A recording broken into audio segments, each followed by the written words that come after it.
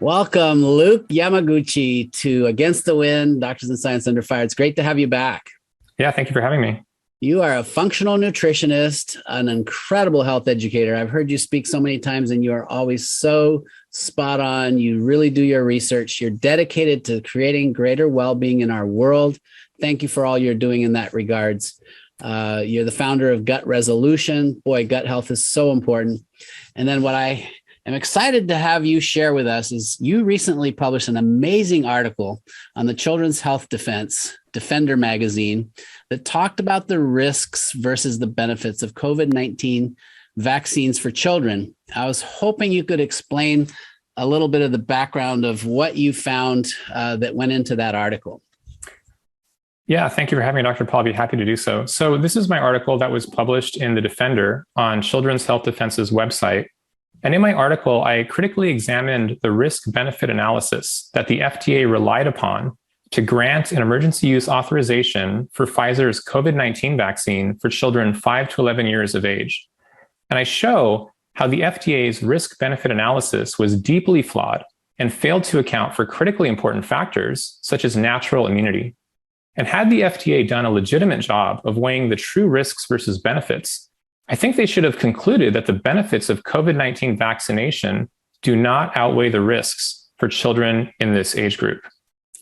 And so the first thing I want to point out about the FDA's risk-benefit analysis shown here was that the margins of benefit were very slim to begin with, especially with regards to the risk of hospitalization and ICU, which is intensive care unit admissions. In boys, for example, the FDA's risk-benefit analysis estimated that COVID vaccination would prevent 67 ICU stays and 203 hospitalizations from COVID-19. But this would be at the risk of 57 ICU stays and 156 hospitalizations from myocarditis or pericarditis following vaccination. So just so the audience knows, myocarditis and pericarditis is inflammation of the heart. And just to explain this risk-benefit analysis, what we're looking at here is we have the benefits of vaccination on the left-hand column, the blue line graph, and in the right-hand column, we have the risks of vaccination, and this is the line graph in orange. And this is looking at boys 5 to 11 years of age. They're basically saying if you fully vaccinated 100 million boys between the ages of 5 to 11, we would expect, say in this case, 67 ICU stays prevented, but 57 ICU stays potentially caused by the vaccine. So very narrow margin of benefit to begin with. But one of the obvious shortcomings of the FDA's risk-benefit analysis was that it failed to take into account natural immunity. And the science has shown for some time now that natural immunity is at the very least equal to vaccine-induced immunity. And actually, there's science that shows that natural immunity is indeed superior to vaccine immunity. It's important to note then that according to CDC data, an estimated 42% of children had evidence of prior COVID-19 infection as of June 2021. So Dr. Paul, the FDA presented their risk-benefit analysis at the end of October of last year. So that was 4 months after the date of this data point. So it's quite possible then that about 50% of children in the United States may have already had natural immunity to COVID-19 when the FDA made their decision to authorize Pfizer's COVID vaccine for children 5 to 11 years of age. And for these kids with natural immunity, the COVID vaccine is basically all risk and no benefit because these children are already immune to COVID-19 through prior infection. This is a short video clip of that FDA meeting. It's called the VRBPAC meeting. And in it, the FDA's senior advisor for risk-benefit assessment admits that should natural immunity be equal to vaccine-induced immunity, then that would result in a 45% reduction of all the benefits in the FDA's risk-benefit analysis. Basically, you have 45% reduction of all the benefit. Okay, so she says, if the kids have antibodies against COVID-19, then that means they have natural immunity. If natural immunity is equal to vaccine-induced immunity, that would reduce all the benefits in our risk-benefit analysis by 45%. So what I did is I just took the FDA's risk-benefit analysis, the same one I showed earlier for 5 to 11-year-old boys, and I conservatively adjusted for just 42% of children having already acquired natural immunity through prior COVID-19 infection. And I did that by reducing the benefits of COVID vaccination by 42%. And when you do the math and calculate the adjusted benefits of vaccination, we now see that 39 ICU stays and 118 hospitalizations are prevented by COVID vaccination, but this is at the risk of 57 ICU stays and 156 hospitalizations from myopericarditis following vaccination, again, for boys 5 to 11 years of age. So in other words, the risk of hospitalization from vaccine-related heart inflammation is greater than the number of COVID-19 hospitalizations prevented by vaccination for boys in this age group after we adjust for natural immunity. Does that make sense, Dr. Paul? Totally makes sense. And in fact, I think it's important to highlight, as you alluded to, as of right now, February of 2022, most kids have already developed immunity, because I saw the positivity in my practice go from 5% last year to we're about at 50% this past month. Everybody's getting this COVID, and you're absolutely right. Natural immunity is amazing. So we're reaching that point now where giving kids this shot is all risk almost, and, virtually no benefit. They're already immune. Right. Certainly for the ones who have already gotten COVID-19, recovered from it, test positive for antibodies, who have natural immunity, the vaccine, as far as I can tell, would be all risk and no benefit, because natural immunity is already superior to vaccine-induced immunity. So that was one of the major shortcomings of the FDA's risk-benefit analysis. And we just looked at the risks versus benefits for vaccination in boys, but this slide shows the FDA's risk-benefit analysis for 5 to 11-year-old boys and girls combined. And here we see that the FDA used a myopericarditis incidence rate of 106 cases per million boys and girls that are fully vaccinated. So remember that number, 106 cases of myopericarditis per million. The problem is that according to a Kaiser Permanente study out of Portland, Oregon, these authors write, the true incidence rate of myopericarditis is markedly higher than the incidence reported to US advisory committees. The authors go on to say, we identified that the encounter text description methodology identified approximately twice as many cases of myopericarditis following COVID-19 mRNA vaccination. So this is a chart taken from that paper, that Kaiser Permanente research paper, and it shows that the actual incidence rate of myopericarditis following vaccination was 208 cases per million children between the ages of 12 and 17 years of age. And this number, 208, is approximately double the myopericarditis incidence rate used by the FDA in their risk-benefit analysis, which you'll remember was 106. So if we take the FDA's risk-benefit analysis for boys and girls and once again adjust for natural immunity by reducing vaccine benefits by 42%, and if we use what we think to be the true myopericarditis incidence rate of 200 cases per million, this is what we get.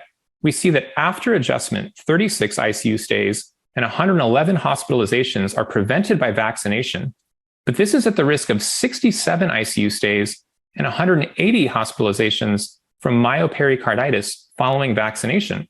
So again, we see that the risk of hospitalization from vaccine-related heart inflammation is greater than the number of COVID-19 hospitalizations prevented by vaccination, this time for boys and girls, after we adjust for both natural immunity and we use what we think to be the actual myopericarditis rate. Does that make sense? Absolutely. And the one thing I want to mention is that, so we had this 208 cases per million of myopericarditis. And according to the modeling used by the FDA, they said that 87%, Dr. Paul, of those myopericarditis cases that are related to vaccination, that follow vaccination, result in hospitalization. That's how we get this 180 hospitalizations number. And that 32% of those myopericarditis cases result in an ICU stay. That's how we got this 67 ICU stay number. And this is incredible to me because we're being told by, the CDC and pundits on media that these myocarditis cases are quote unquote mild cases. How in the world can a mild case, 87% of them are ending up in the hospital? These are, young, healthy kids, and 32% are ending up in the ICU, and they're calling it mild. Yeah. No, any ICU stay is not mild. You don't end up in the ICU unless you're critically ill. And, really, they should be calling them serious adverse events, because if you have to be hospitalized or you end up in the ICU, that's a serious adverse event. But the spin is that these are just mild cases, apparently. And so maybe just one more flaw that I'll talk about in the FDA's risk-benefit analysis was that they used inflated COVID-19 hospitalization data. And what this did is it exaggerated the severity of COVID-19 in children. And by doing this, it also exaggerated the benefits of COVID-19 vaccination. And even Tony Fauci has recently admitted that we're overcounting the number of children who are hospitalized from COVID-19. This is what he recently said in the news. Take a listen. The other important thing is that if you look at the children who are hospitalized, many of them are hospitalized with COVID as opposed to because of COVID. And what we mean by that, if a child goes in the hospital, they automatically get tested for COVID, and they get counted as a COVID hospitalized individual, when in fact they may go in for a broken leg or appendicitis or something like that. So it's overcounting the number of children who are, quote, hospitalized with COVID as opposed to because of COVID. Okay, so this is a study out of Stanford University. That's the title of that paper. And they say that pediatric COVID-19 hospitalization rates may be inflated by detection of mild or asymptomatic infection via universal screening. That's what Tony Fauci just talked about, right? Kid goes in for a broken leg, they test him for COVID, he comes up positive, he may be asymptomatic or just have very mild symptoms, but that's still classified as a quote unquote COVID-19 hospitalization. These researchers found that 45% of COVID-19 hospital admissions were unlikely to have been caused by SARS-CoV-2, the virus that causes COVID-19. This means that reported COVID-19 hospitalization rates likely lead to an overestimation of true disease burden. And inexplicably, the FDA failed to account for any of this in their risk-benefit assessment, and this further skewed their analysis wrongly in favor of vaccination. And there were many other flaws in the FDA's risk-benefit assessment that I addressed in my article on children's self-defense. I encourage people to check it out. They can read it in its entirety. There's hyperlinks to all the references. But for the sake of brevity, I'll leave it at that for now. But one more thing I did want to mention is that the country of Sweden has decided against recommending COVID-19 vaccines for children aged 5 to 11. And if you understand the flaws and shortcomings of the FDA's risk-benefit analysis, some of which I just explained now, then it becomes easy to understand why Sweden came to this conclusion. This was reported in Reuters. Sweden has decided against recommending COVID vaccines for kids aged 5 to 11, arguing that the benefits did not outweigh the risks. A Swedish health agency official stated, quote, "With the knowledge we have today, with a low risk for serious disease for kids, we don't see any clear benefit with vaccinating them," end quote. Wow. Thank you, Sweden. And thank you, Luke. My goodness. And you know, we have looming this coming week, I believe, the decision about 6-month-olds to 5-year-olds. Right. I think no data, right? The FDA and the VRBPAC committee is set to meet on February 15th to make that decision of whether they want to expand Pfizer's emergency use authorization for those kids 6 months through 5 years of age. And you know, the question I have to ask is, looking at their risk-benefit assessment for 5 to 11-year-olds and seeing how critically flawed it was and the very many shortcomings that were inherent in that analysis, are we really going to be able to trust the risk-benefit analysis that they use for children 0 to 4 years of age? And one of my big questions, Dr. Paul, is that are they going to now account for natural immunity? Because now the CDC seems to be admitting that, oh yeah, they're finally coming around to it now, that natural immunity is real. It's a real thing. So we have to ask the question, will the FDA and the VRBPAC committee account for natural immunity, knowing now that we just, we're in February of 2022. So that 42% of children was from June of last year. And we just had a huge peak, a huge wave of Omicron, where Omicron blew through the population. And it's peaked now. It's on a downward trajectory. Correct. Whether we have another vaccine or not, cases are coming down no matter what, because that's just the natural cycle of the waves, right? So we had Omicron, it's peaked, it's coming down. And, I have to ask the question, what percentage of children have already been exposed to COVID-19, the Omicron variant or other variants, have recovered from it, and who now have natural immunity and then stand to have no benefit from vaccination? Will the FDA take that into account in their upcoming risk-benefit analysis? Dun, dun, dun, dun. Will they or will they not? The other thing I can tell you from their past experiences, it does not look like they really look at the data.